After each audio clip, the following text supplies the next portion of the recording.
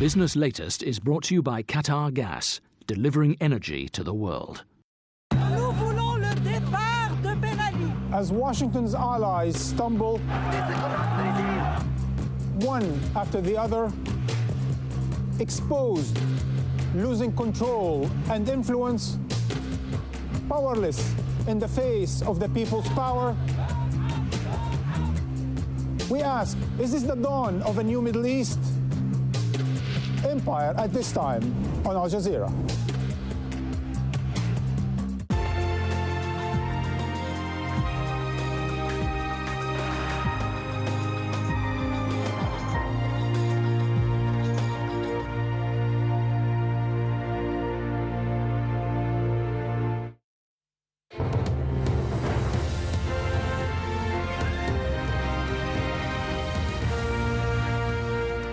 Welcome back. Time now for all the sports news. Salam. Thank you very much, Rida. Formula One driver Robert Kubica has regained consciousness.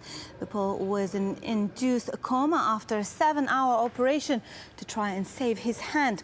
He also suffered multiple fractures to his right arm and leg following a high-speed crash in a rally in Italy on Sunday. Guy McCree reports.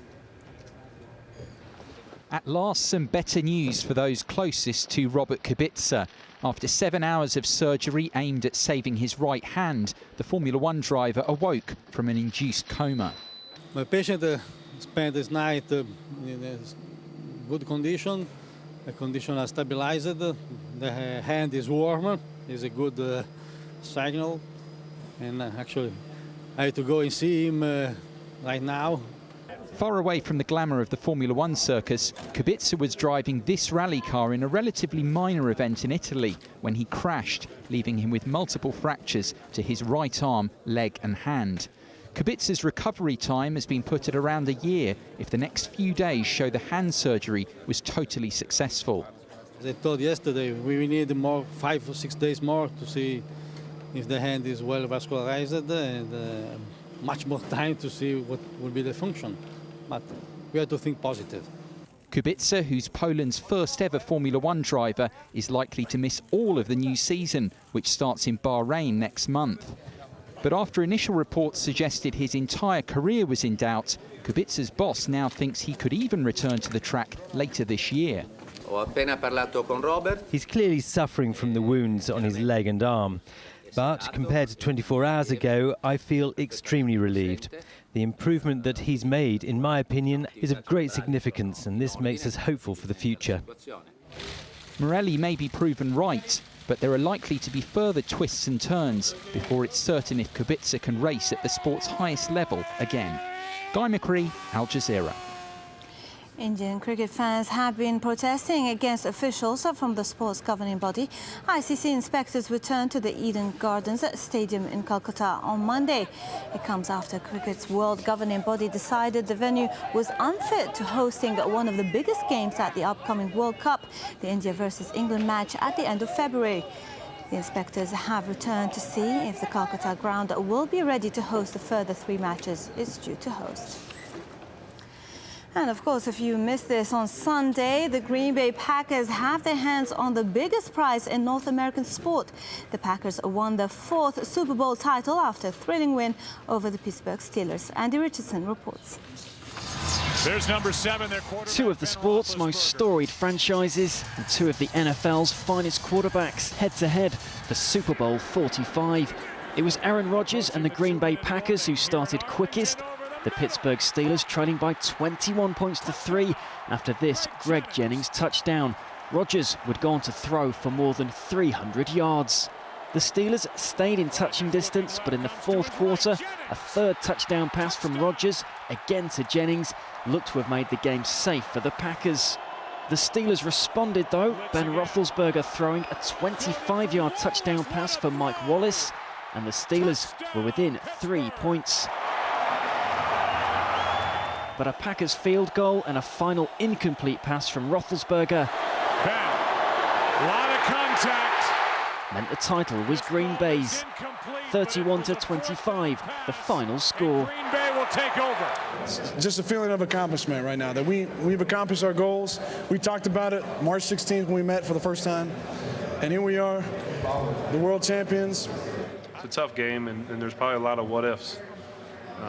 There's a lot of throws I'd like to have back. Like I said, I don't put a blame on anybody except myself. The Vince Lombardi Trophy, named of course after the legendary Packers coach, on its way home for the first time since 1997. Andy Richardson, Al Jazeera. Moving on to football, former England coach Steve McLaren was sacked on Monday by German club Wolfsburg after just 7 months in charge. 49-year-old became the first English manager to coach in the Bundesliga last August after steering the Dutch side 20 to their maiden league title. But McLaren was struggling with Wolfsburg, leaving the club 1 point away from relegation zone following Saturday's 1-0 defeat at Hanover. FIFA President Sepp Blatter has strongly indicated the 2022 World Cup in Qatar will take place in the summer, despite previously suggesting it could be moved to winter. Blatter had previously stated that he expected the games to move from their normal date of the summer because of the country's climate. He also said that all the 64 matches will be played in the territory of Qatar and not extended to their neighbouring countries. In the English Premier League, there was no winning debut for Fernando Torres as his former club Liverpool took the spoils with a 1-0 win at Stamford Bridge.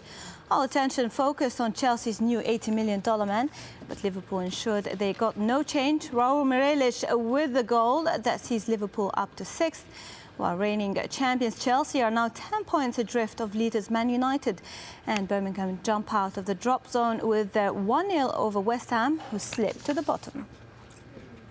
In Spain, Cristiano Ronaldo fired Real Madrid to a 4-1 win over Real Sociedad to cut the gap on leaders Barca to 7 points. But it was Kaká who got his name on the score sheet first as he continues his return from injury. Then Ronaldo finally broke his 4-game goal-scoring drought. His powerful left-footer putting Real 2 up. His second came from a well-directed header to draw him level in La Liga goal-scoring charts with Barca's star striker Lionel Messi. Despite Sociedad pulling a goal back, the home side closed out the game with Togolese striker Emmanuel Adebayor scoring his first league goal for Real since joining on loan from Manchester City. Final score 4-1. The late game in Spain saw Valencia stay in the hunt for the third automatic Champions League spot after beating Hercules 2-0. Goals from Odores Zubaldea and then Tino Costa sealed the points for the home side. The win puts them just 1 point behind Villarreal in third. With Serie A league leaders AC Milan only drawing away at Genoa over the weekend, city rivals Inter have reduced the gap to 5 points after beating Roma. They moved up to third with the game in hand, Wesley Sneijder getting the first of Inter's 5 goals in just the 3rd minute. Roma hit right back for an equaliser before Samuel Eto'o added a second before half-time. Neither side were finished, and with 5 goals in the second half, final score was Inter 5, Roma 3. Elsewhere in Italy, Lazio missed a chance to pressure Milan with a 1-1 draw with Chievo. Palermo are hot on the heels of the top 4 following a thrilling 4-2 win at struggling Lecce. Brescia took the honours in the relegation battle with bottom side Bari, while Catania fall over closer to the drop zone after losing at Bologna. That's it for me. Thanks very much, Sana. That's it from us for now. Nick Clark will be here to take you through to the next half hour at the top of the hour. Stay with us here on Al Jazeera.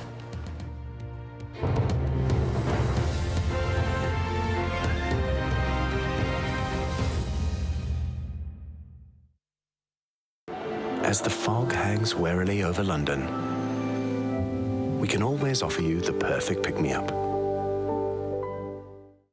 Hello once again. Would you believe we have yet another potent winter storm making its way across the United States? Here's our area of cloud and indeed snow. That's the weekend snowfall. That's making its way up towards New England, eastern parts of Canada. Here comes our next system piling out of the Rockies.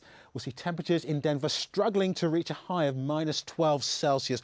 Bitterly cold air coming in once again here. Meanwhile, the temperatures have recovered into Dallas, getting up to 11 degrees, getting up into double figures there. But that's quite a temperature contrast, as is the case for Chicago at -14 Celsius, and a top temperature in DC of only 3 degrees. Similar values there too for New York. The eastern seaboard should be largely fine and dry, at least through the course of Tuesday. That wintry weather will make its way in.